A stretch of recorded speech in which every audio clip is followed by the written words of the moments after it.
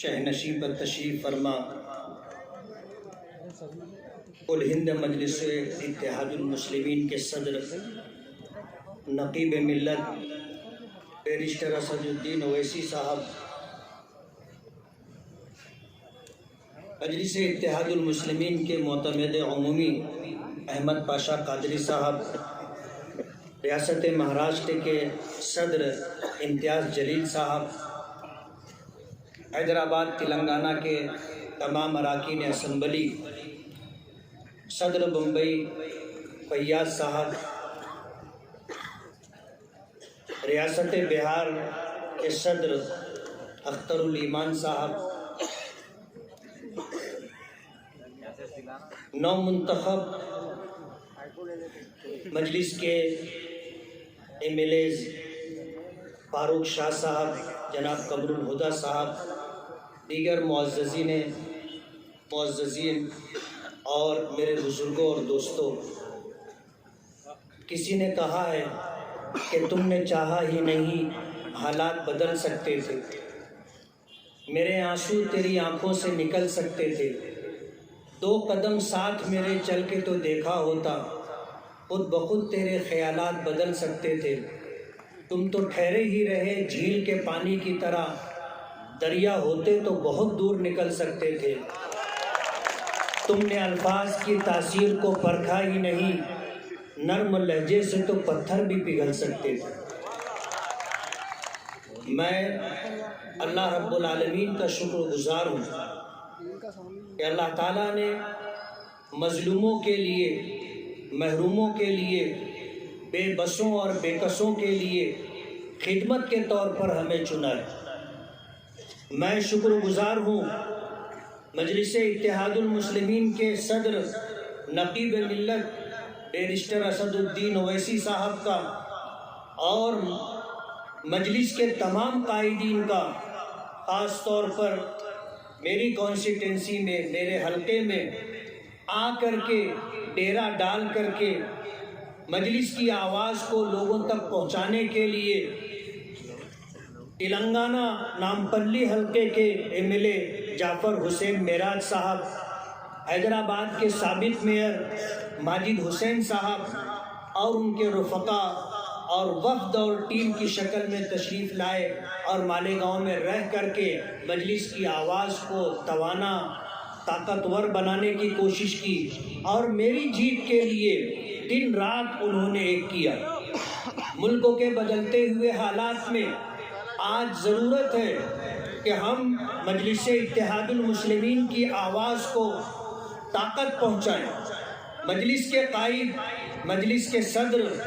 اور پورے ہندوستان میں اقلیتوں کی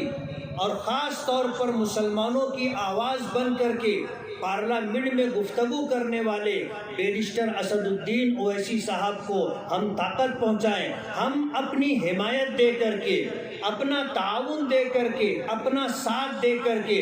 ملک بھر کے اندر مظلوموں کے لیے، بے بسوں اور بے کسوں کے لیے، کچلے ہوئے دبے ہوئے لوگوں کے لیے ان کا حق دلانے کی جدوجہد اور کوشش کرنے والوں کے لیے ہم دعا کریں۔ میں کوئی لمبی گفتگو نہیں کرنا چاہتا، وقت کافی ہو چکا ہے،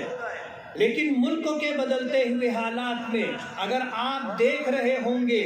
تو اگر کوئی آواز بلند کرتا ہے مظلوموں کے لیے تو وہ بیرسٹر اسد الدین اویسی صاحب ہے۔ آج اس موقع پر مجھے بڑی خوشی ہے، اس بات کا احساس ہے کہ اتنا بڑا مجمع آج ہم 3 لوگوں کے اظہار تشکر کے جلسے میں آیا ہے۔ میں آپ سبھی حضرات کا شکر گزار ہوں۔ میں آپ سے یہ اپیل کرنا چاہتا ہوں کہ جن لوگوں نے بڑی امیدوں کے ساتھ، بڑی آشاؤں کے ساتھ ہمیں ووٹ دیا اور چن کر کے خدمت کا موقع عطا کیا ہے، میں ان سب کا شکر گزار ہوں۔ میرا مقابلہ بھی کسی کمزور شخص سے نہیں تھا، ان کو اپنے اوپر اتنا گھمنڈ، اتنا غرور تھا کہ وہ یہ کہتے تھے کہ مفتی صاحب دور دور تک ہمارے مقابلے میں نہیں ہیں، انہیں ہم 50,000 ووٹوں سے ہرائیں گے،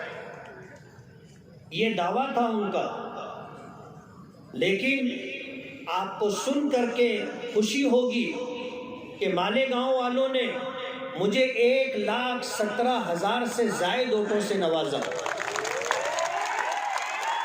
اور تقریباً 40,000 ووٹوں کی لیڈ کے ساتھ میں چن کر کے آیا۔ مالیگاؤں میں 67% لوگ جھوپڑ پٹیوں میں رہتے ہیں جو بنیادی ضرورتوں اور سہولیات سے محروم ہیں۔ ایسے لوگوں کی نمائندگی کے لیے اور ان کی خدمت کے لیے اللہ رب العالمین نے ہمیں موقع دیا ہے۔ آپ ہمارے لیے دعا کریں کہ ہم لوگوں کی خدمت کریں، لوگوں کی امیدوں پر پورا اتریں، اور مجلس اتحاد المسلمین جو اپنی ایک پالیسی لے کر کے صرف حیدرآباد نہیں، ریاست تلنگانہ نہیں، بلکہ پورے ملک میں آج اللہ کا کرم ہے نمائندگی کر رہی ہے،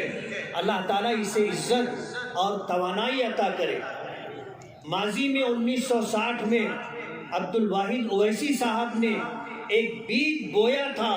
آج الحمدللہ وہ شجر سایہ دار بن کر کے پورے ملک میں مظلوموں کے لیے، پورے ملک میں محروموں کے لیے ایک آس اور امید کی کرن۔ میں بیرسٹر اسد الدین اویسی صاحب کا،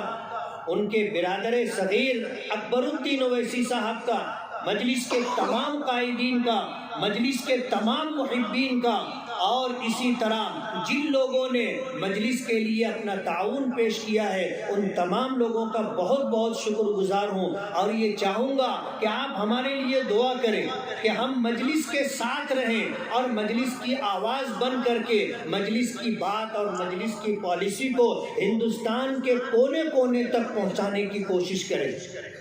یہ وقت کی ضرورت ہے۔ جن لوگوں کو ہم نے ہمیشہ اپنی ووٹوں سے نوازا تھا، ہم نے جن پر احسان کر کے اقتدار کی کرسی تک پہنچایا تھا، لیکن جب ہم پر برا وقت آیا تو کوئی ہمارے لیے کھڑا رہنے والا اور کوئی ہمارے لیے آواز اٹھانے والا نہیں تھا۔ اگر کسی کی آواز سنی گئی تو وہ بیرسٹر اسد الدین اویسی صاحب تھے۔ میں ہمارے نقیب ملت اور کل ہند مجلس اتحاد المسلمین کے صدر کو سلام کرتا ہوں، یہ دعا کرتا ہوں کہ اللہ تعالیٰ نظر بد سے محفوظ رکھے، عمر میں برکت عطا فرمائے، ہمت اور حوصلہ عطا فرمائے، اور ان کی آواز کو ایوان میں جس طرح گونجتی ہے اسے عملی شکل عطا فرما کر ہندوستان کے مسلمانوں کے لیے، ہندوستان میں دبے کچلے لوگوں کے لیے اور ہندوستان کے دستور کے لیے ایک طاقت بن کر کے اللہ تعالیٰ اسے کھڑا کرے۔ بہت بہت شکریہ۔